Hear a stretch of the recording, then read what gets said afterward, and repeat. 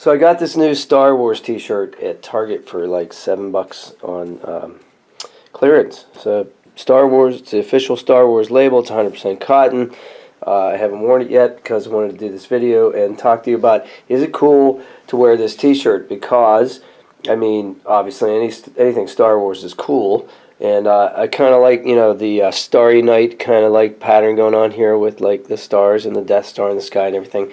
But can I wear something that is historically, canonically wrong in the Star Wars universe and still be cool? So here's what I'm talking about.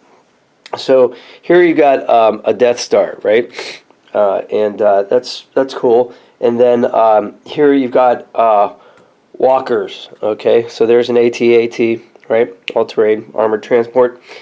First seen in the second Star Wars movie, or I'm sorry, Episode 5, as we talk about it now, The Empire Strikes Back. Here you got a classic stormtrooper that, you know, you saw in A New Hope, the first ever Star Wars movie. Here you've got the shuttle, Tiderian style shuttle, and you got a shield generator to protect the Death Star, and a bunker, and an AT-ST over here, or a chicken walker as they call it. All right, so here's the deal. So this Star Wars, this stormtrooper could be, with his blaster, could be from any of the early Star Wars movies, the first trilogy. Here you're talking about first introduced in Episode 5. The shuttle first introduced in Return of the Jedi, Episode 6. Same with this base and the shield transmitter, and the Ewoks use logs to kill the armored chicken walkers, basically useless. So that's, you know, that's cool and everything, but the problem here is, like, look at our Death Star here, okay? This is a fully complete Death Star.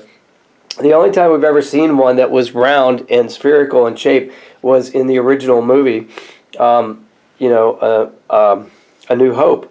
So in the Return of the Jedi, when they have the shield generator and the base and everything that, you know, Han Solo's group like attacks, and of course the greatest line ever when they get ambushed by the Imperials, and the Imperials get to, that one actor gets to like go to Harrison Ford and say, "You rebel scum."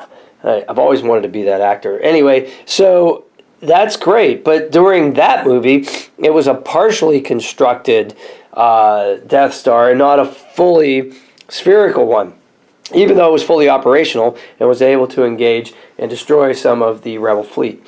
So what's going on here? So why is this, you know, so what's the deal? Okay, so there's a couple things going on here, I guess.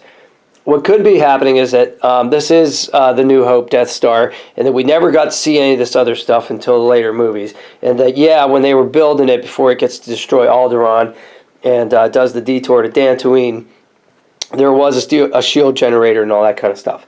But I doubt that, because here's the deal. So it's I really doubt that, because why would the Imperials assume that they needed a protective shield generator when that was the first Death Star presumably they had ever built, and the rebels had yet to attack it? So I'm not buying that. Second possibility is that this is indeed supposed to represent the partially built Death Star, and I guess these little lines over here are not reflections of the sun, but they're supposed to indicate maybe gaps. And we just have an artist who didn't really follow the movie very well, or you know, and that's stylistic. Let's put it that way. Third possibility is the artist doesn't know Star Wars very well at all, and just blew it. Like, he should have had like one of those partially constructed Death Stars here. This is all the Return of the Jedi Death Star, and you know, the one little scene where Vader's standing there in his helmet, and there's that one little spiky girder that's kind of hanging there. I always remember that. I thought that was a neat detail. So he didn't get, you know, that right. So he just didn't do it right.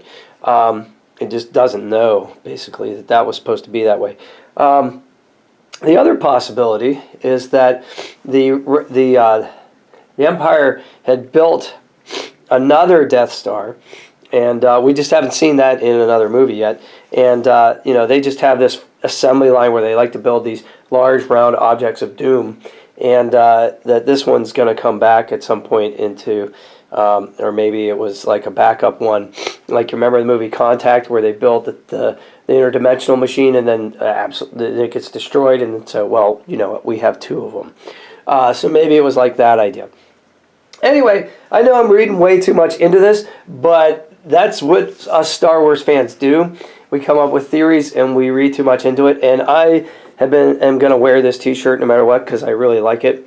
So I'd love to hear what your theories are in your comments. Go ahead and put them in the comments below. And if you want to talk more about this kind of stuff and you want me to do more of these videos, hit the subscribe button. That really helps me and helps the channel.